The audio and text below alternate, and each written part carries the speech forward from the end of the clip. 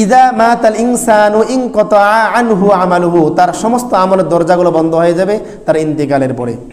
ইল্লা মিন সালাসাতিন, কিন্তু তিনটি এমন আমল রয়েছে যা ওই বান্দার কবরের মধ্যে পৌঁছতে থাকবে। বলুন সুবহানাল্লাহ। ইল্লা বিন সাদাকাতিন জারিয়াতিন, এক নম্বর হলো সদকায়ে জারিয়া। সদকায়ে জারিয়ার কাজ করলে, এই সদকায়ে জারিয়ার কাজের মাধ্যমে পৃথিবীর যত মানুষ উপকৃত হবে, এই সমস্ত মানুষের একটা ফজিলত, সমস্ত মানুষের একটা সওয়াব আপনার কবরের ভিতরে পৌঁছতে থাকবে। বলুন সুবহানাল্লাহ। 2 নম্বরে হলো এমন এমন ইলম, যেই ইলম আপনি পৃথিবীর জমিনে আপনি বিচরণ করে গেছেন, মানুষকে ইলম শিক্ষা দিয়েছেন, আপনার ইলম দ্বারা আপনি দ্বীনের উপরে, ইসলামের উপরে, জ্ঞানের উপরে, মানুষের উপকারের জন্য আপনি বই লিপিবদ্ধ করে গেছেন।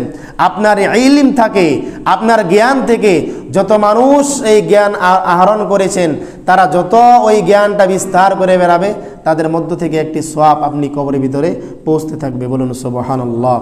আর 3য় নম্বরে যেই বিষয়টা আমরা আলোচনা করব, বাকি প্রথম 2 বিষয়টা আমি সংক্ষিপ্ত হয়ে বললাম। 3য় নম্বরটা হলো আও ওয়ালাদিন সালিহিন ইয়াদউ লা, সেটা হলো নেক সন্তান। এখানে দেখেন হাদিসের এই বাক্যটা আপনাকে একটু বুঝতে হবে। সেটা হলো 3য় নম্বরে বলা হয়েছে আও ওয়ালাদিন সালিহিন ইয়াদউ লা।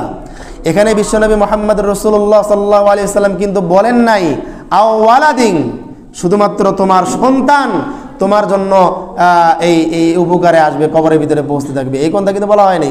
বলা হয়েছে আও ওয়ালাদিন সালিহিন ইয়াদউ লা, তোমার সন্তান শুধুমাত্র সন্তান হলে হবে না, ওই সন্তানটাকে নেককার সন্তানে পরিণত করতে হবে। বলুন সুবহানাল্লাহ। সন্তানটাকে নেককার সন্তানে পরিণত করতে হবে। যদি আপনার সন্তানটা নেককার সন্তান না হয়, যদি বদকার সন্তান হয়, তাহলে আপনার কবরের ভিতরে সওয়াব তো পৌঁছবেই না। ওই সন্তানের গুনাহের কারণে, আপনি শিক্ষা না দেওয়ার কারণে, দিন শিক্ষা না দেওয়ার কারণে তার কাছ থেকে যে গুনার কাজ করবে, ওই গুনাহটা আপনার কবরের ভিতরেও পৌঁছতে থাকবে।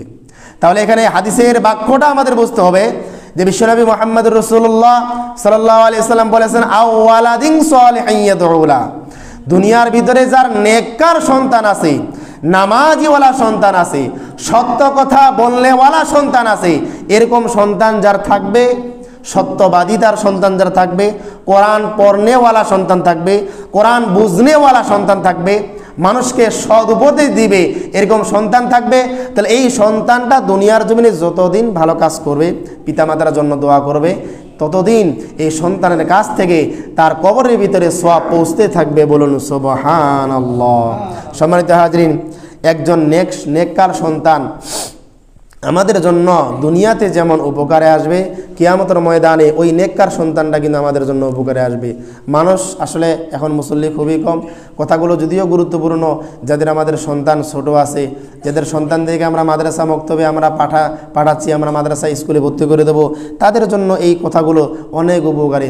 যাদের সন্তান আমাদের বড় হয়েছে, এখন আমাদের করণীয় হলো মৃত্যুর আগ পর্যন্ত হলেও আপনার সন্তানকে আপনাকে নসিহত করে যেতে হবে, বাবা 1 ওয়াক্ত নামাজ বাবা তুমি বাদ দিও না। দুনিয়াতে আমি কয়দিন বাঁচবো, আর কিছুদিন পর হয়তো আমি চলে যাব। দুনিয়াতে তুমি এমন কোনো কাজ করিও না যেই কাজের কারণে কবরে আমাকে কষ্ট পেতে হয়। দুনিয়াতে তুমি এভাবে চলাফেরা করো, এমন কাজ করো যেই কাজের কারণে আমাকে কবরে গেলে যেন আমি সওয়াব আমি যেন পাই।